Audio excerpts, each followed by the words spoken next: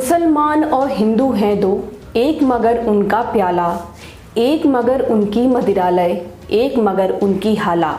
दोनों रहते एक न जब तक मंदिर मस्जिद में जाते, बैर बढ़ाते मंदिर मस्जिद, मेल कराती मधुशाला। नमस्कार, मैं दीपिका रावत और आप देखना शुरू कर चुके हैं डेमोक्रेटिक वायर। 40 दिन के त्याग के बाद सोमवार को पूरे देश में कुछ ऐसा ही नजारा देखने को मिला। सरकार की कृपया दृष्टि जब मधुशाला के मतवालों पर पड़ी और उनका ध्यान रखते हुए शराब के ठेकों को खोलने की अनुमति दी, तो शराब के शौकीन इस कदर मधुशाला में टूट पड़े मानो जीवन जीने का सहारा मिल गया हो। चेहरे पर मुस्कुराहट थी, हाथों में थैले थे और उत्साह उमंग तो देखते ही बन रहा था। मधुशाला की चाह में हर धर्म, हर समुदाय का व्यक्ति बस इसी इंतजार में था कि जल्द से जल्द सोमरस के दर्शन हो जाए और जीवन सफल हो जाए। जहां भीड़ इकट्ठी होती है वहां लोगों की आंखें धर्म खोजने में जुट जाती हैं, लेकिन शायद हमारे देश में केवल यही एक जगह है जहां पर न धर्म देखा जाता है न मजहब। शराब के शौकीनों का भाईचारे के साथ यूं मिलना प्रशासन को चुनौती देता नजर आया। 40 दिन से जो प्रशासन लॉकडाउन के नियमों का पालन करवाने के लिए दिन रात एक कर रहा था, वो महज कुछ घंटों में सोमरस के सच्चे भक्त कांच के गिलास में घटकते हुए नजर आए। न कोरोना का खौफ था, न लॉकडाउन के नियमों को तोड़ने का डर, बस चाहत थी कि उसे पाने की, जिसकी आस में 40 दिन बिता दिए।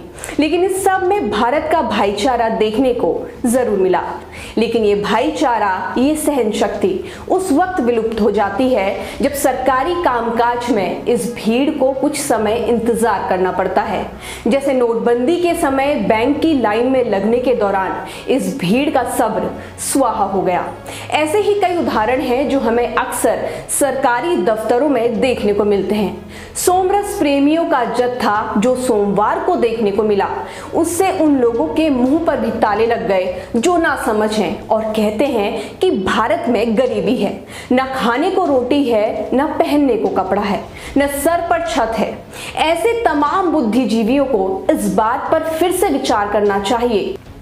सोमवार को मधुशाला में उमड़ा सैलाब ये बताता है कि भारत न केवल अपनी मूलभूत सुविधाओं की पूर्ति करता है, बल्कि अपने शौक को भी शान से पूरा करने का मादा रखता है।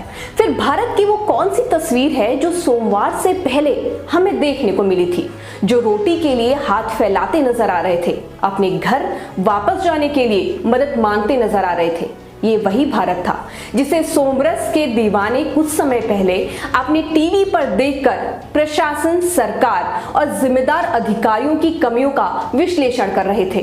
भारत की गरीबी पर शोक प्रकट कर रहे थे और कुछ लोग तो ऐसे थे जो टीवी देखते हुए श्रेष्ठ भारत कैसे बना जाए इसका उपाय सुझा रहे थे।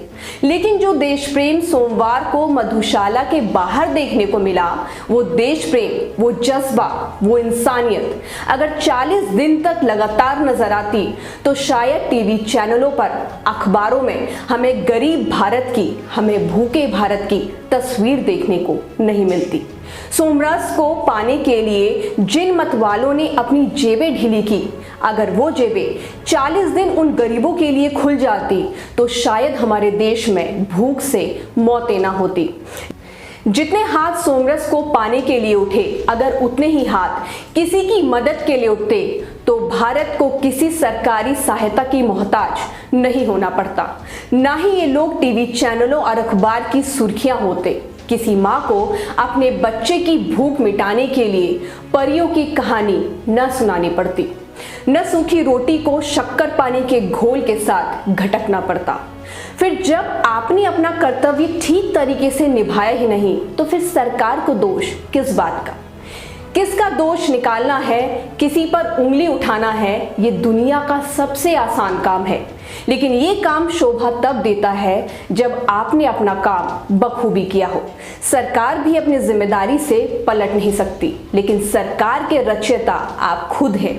जब वह ठीक तरीके से काम ना कर रही हो तो जिम्मेदारी आपकी भी बनती है। इंसानियत की कमान आप अपने हाथ में लें और सरकार को उनकी कमियों का एहसास कराएं।